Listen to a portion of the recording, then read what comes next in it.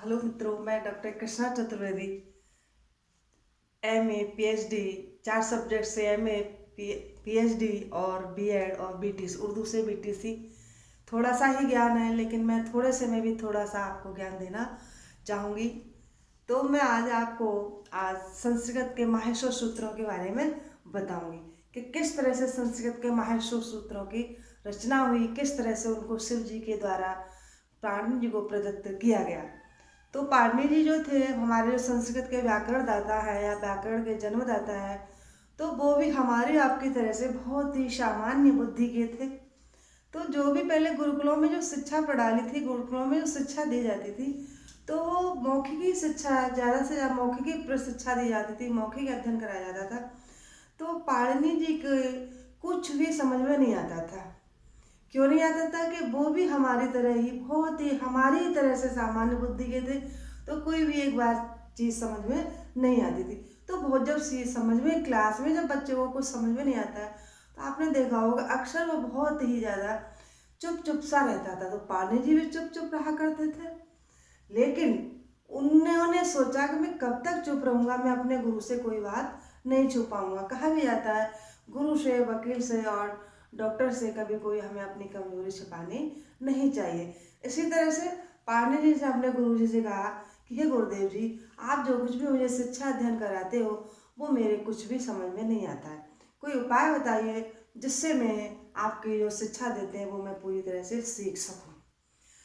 तो उनके गुरुजी ने बहुत ही सोच के कहा कि जो ज्ञान के दाता हैं, बुद्धि के प्रदाता हैं, भोले भंडारी हैं, महादेव जी की आप तपस्या करो। तो उन्होंने, पाणिनि जी ने महादेव जी की तपस्या शुरू कर दी। तो पाणिनि जी की तपस्या से प्रसन्न होकर के भगवान शिव ने अपने डमरू से 14 बार जो डमरू बजाया, उससे जो उनको ज्ञान प्राप्त हुआ, उससे जो माहेश्वर सूत्र प्राप्त हुई, उसके बारे में बताऊंगी। एक एक श्लोक है जिससे हम प्रमाण भी दे सकते हैं कि एक श्लोक के द्वारा बताया गया किस तरह से भगवान शिव ने अपना 14 बार डमरू बजाया। वो श्लोक किस प्रकार है, आप देखिए और समझिए और पढ़िए भी। नृत्यावसाने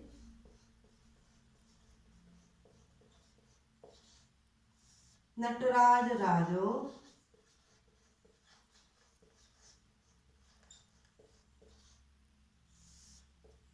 ननाद ढक्काम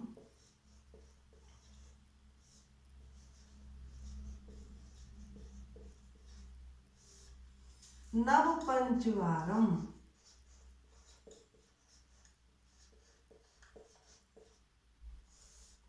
आपको दिखाई तो दे रहा होगा, ऐसा है कि आपको दिखाई नहीं दे रहा? दिखाई अवश्य दे रहा होगा। नव पंचवारम ऊर्ध्वर्त काम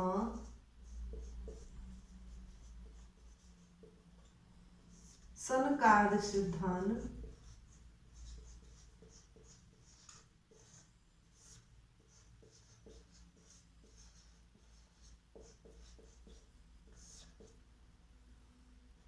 एतद विमर्शे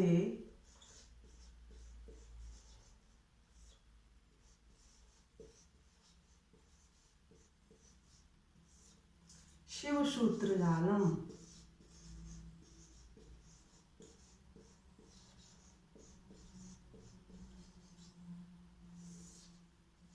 तो हम और आप संस्कृत पढ़ रहे हैं, कोई साधारण हिंदी नहीं पढ़ रहे हैं, तो बड़े बड़े हम श्लोक की तरह से इसे हम समझा भी सकते हैं और आपको याद भी करा सकते हैं।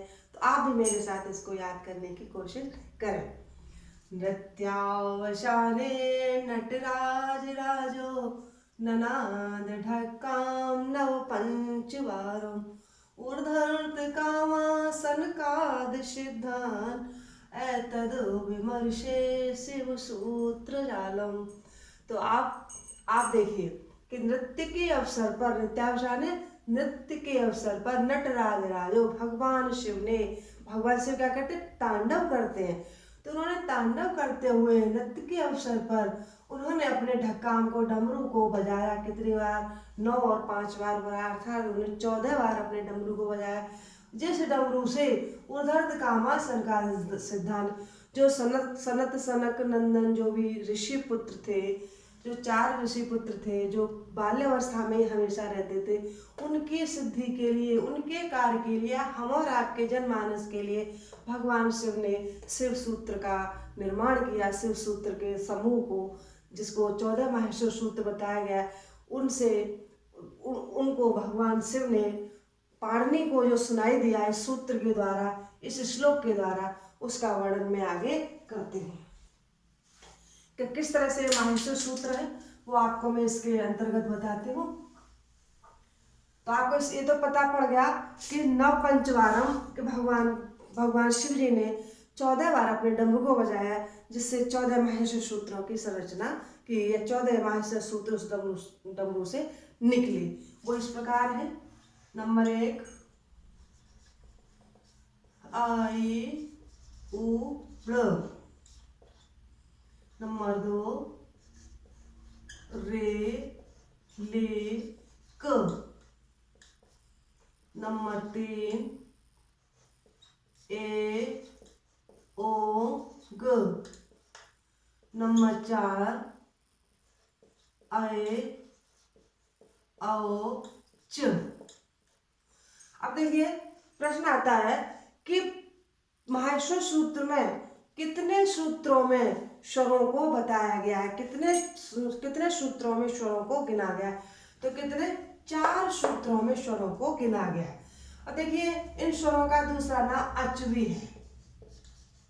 अब अच कैसे कि देखिए जो आपका जो लास्ट का जो वर्ण है, ड़ है, क है, ङ है और च है, इनको पाणिनि जी ने इत संज्ञा के अनुबंध कहा गया। इत संज्ञा, इनको बिल्कुल गिना नहीं जाएगा। जब आप वर्ण गिनेंगे तो जैसे ये 9 संख्या 1 2 3 4 5 6 7 8 9, तो 9 है, तो आपके स्वरों को कितना माना गया है? 9 माना गया है। स्वरों की संख्या 9। प्रश्न आ जाता है कि स्वरों का दूसरा नाम क्या है, या स्वरों को और क्या कहते हैं? तो आप बता सकते हैं स्वरों को अच कहते हैं। अच कहाँ से हुआ? तो आप जैसे प्रत्याहार, जब पाणिनि ने संज्ञक रखा गया तो इनको गिना नहीं जाता, फिर इनको क्यों रखा गया? क्योंकि इनसे उनको प्रत्याहारों की संरचना की थी, प्रत्याहारों को बनाना था। प्रत्याहार बनाने बहुत ईजी होते हैं। तो आपने यहाँ से अ लिया और यहाँ से च लिया, तो आपका बन गया अच। तो क्या अच एक प्रत्याहार भी है और अचों को स्वर भी कहा जाता है, तो इसलिए इनको स्वरों को अच कहा गया। इसलिए उन्होंने प्रत्याहारों के लिए इत संज्ञक वर्णों की संरचना की। फिर आपके आ जाते हैं व्यंजन। तो देखिए जब ये 4 में ही आपके स्वर आ गए तो आपको पता होगा कि 10 सूत्रों में उनको व्यंजनों की उन्होंने रचना की। तो सबसे पहले आता है वरट। है व रट। ये ध्यान रखा जाएगा कि ये जो वर्ड है अलग अलग ही लिखे जाएंगे।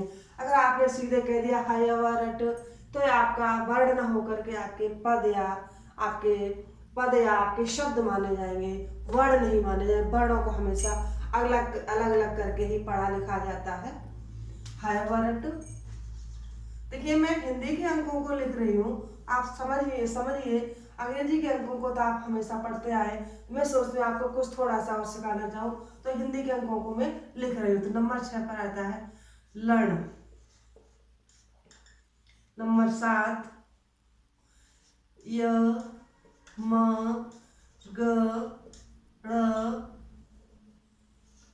न म। नंबर 8 झ भ य। नंबर 9 घ ढ़ ध स। 10 ज व ग ड द स। 11 पर है आपका ख फ छ ठ थ च ट त व। 12 पर है क प य। 13 पर आपका श स स और र। 14 पर आपका आ जाता है हल।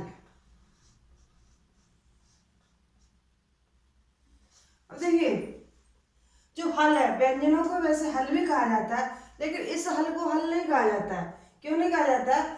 आप अब जब प्रत्याहार बनाएंगे तो इस हा को लेंगे और इस ला को लेंगे, तो यहाँ से लेकर के यहाँ तक सभी जो वर्ड आएंगे वो आपके 33 वर्ड माने जाएंगे। आप गिन के देख लीजिए, 1 2 3 4 5 6 7 8 9 10 11 12 13 14 15 16 17 18 21 22 23 24 25 26 27 28 29 30 31 32 33, तो आपके 33 वर्ड आते हैं।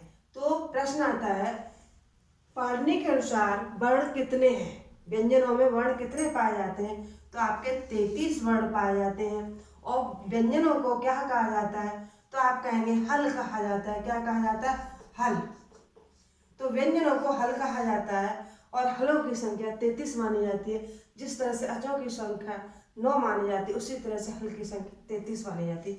और देखिए, जो पाणिनि ने जो भी अपने ये जो आपके वर्ण बताए हैं, जो सूत्र रखे गए, बड़े सिस्टमेटिक तरीके से रखे, बड़े ही नियम से, बड़े तौर तरीके से रखे गए, ऐसे ही नहीं रख दिया है। इसमें भी देखिए कुछ न कुछ आपको नया समझने के लिए मिलेगा, जो शायद आपने पहले न देखा। तो देखिए, सबसे पहले उन्होंने है वरट और लड़, 2 सूत्रों में यहाँ से उन्होंने इनको अंतस्थ व्यंजनों को रखा गया। किसको? अंतस्थ व्यंजनों को। देखिए, य व र ल, अंतस्थ व्यंजन इसमें माने गए। फिर आपके छठे में, आपके 7वें में माना गया है पंचमाक्षर।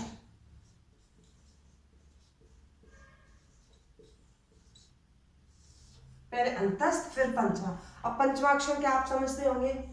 क च ट त प। अब देखिए, आपके क के बाद लास्ट में आपका अना आएगा, च के लास्ट में आपका या आएगा, ट के लास्ट में आपका ण आएगा, त के लास्ट में आपका न आएगा और प के लास्ट में आपका म आएगा।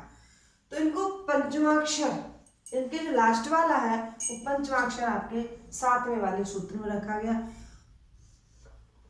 अब इसमें देखिए, उसके बाद 8 में और 9 में, इन दोनों में उन्होंने चतुर्थ वर्ण रखे। पढ़ के देखिए, जैसे झ है तो च छ ज झ, चौथा वर्ण आया। प फ ब भ, क ख ग घ, ट ठ ड ढ त थ द ध। तो चतुर्थ वर्ण के रखे गए, चतुर्थ वर्णों को रखा गया। 10वें आपके तृतीय वर्ण रखे गए। गिनिए, च छ ज, प फ ब, क ख ग, ट ठ ड त थ द। इसको वैसे तृतीय वर्ण को जस प्रत्याहार भी कहते हैं। जब जैसे आप आगे पढ़ोगे तो जस प्रत्याहार के अंतर्गत 5 वर्ण आते हैं, तो ये भी आपको आगे पढ़ने को मिलेगा। इसको जस प्रत्याहार कहा जाता है। जैसे अंतस्थ को यण प्रत्याहार कहा जाएगा। जब आप आगे पढ़ेंगे तो यहाँ से यण से लेकर के और यहाँ तक आपका यण प्रत्याहार माना जाएगा। फिर आपका आता है 11वें में यहाँ तक सिर्फ क प छ ठ त, ये आपके द्वितीय वर्ण है।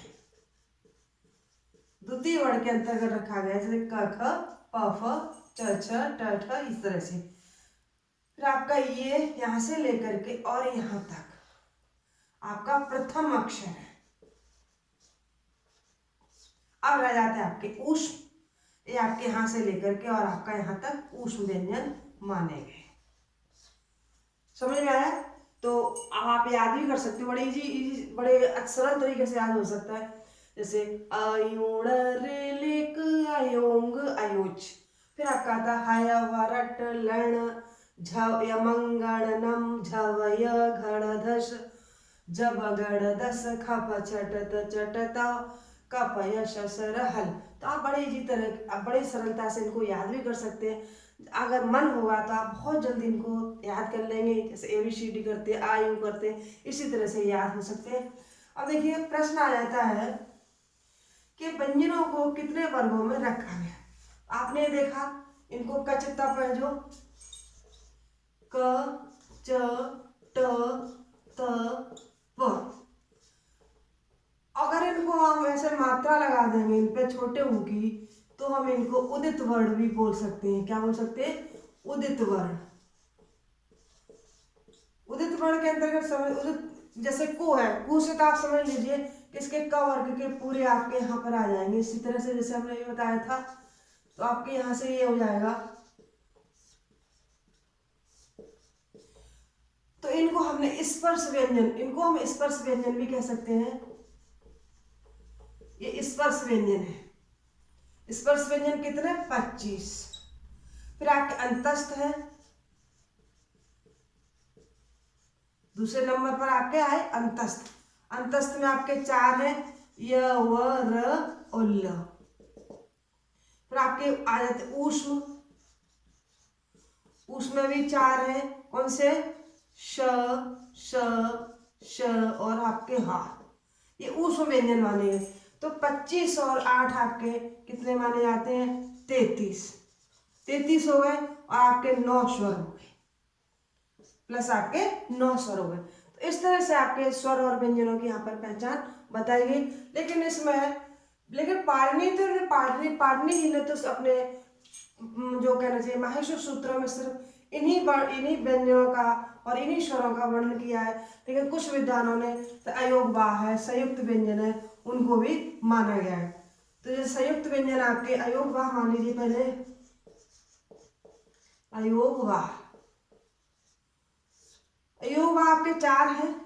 नंबर 1 अनुस्वार। अनुस्वार को समझते हैं आपका इस तरह से चिन्ह होता है, जैसे हमें लिखना है अंक, तो ये आपका अनुस्वार माना जाएगा। फिर आपका दूसरा है विसर्ग। विसर्ग का इस तरह से चिन्ह होता है, जैसे लिखा होता है रामः, तो विसर्ग आप पढ़ेंगे। फिर तीसरे नंबर पर आ जाता है आपका जिह्वामूली।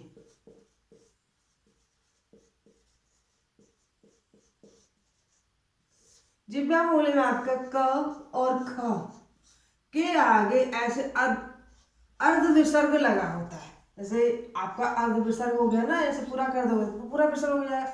लेकिन जिह्वामूली में सिर्फ क और ख आएगा। क्यों आएगा क और ख? क्योंकि जिह्वा का जो मूल है, जो कंठ का लास्ट में जाकर के वहां से आपका क का भी उच्चारण होगा। जैसे अको विसर्जनीयाम कंठा, तो क्या है, कंठ से उच्चारण होते हैं, इसलिए क और ख के आगे सिर्फ अर्ध विसर्ग आएगा या जिह्वामूली आएगा। फिर चौथा आपका उपध्मानीय।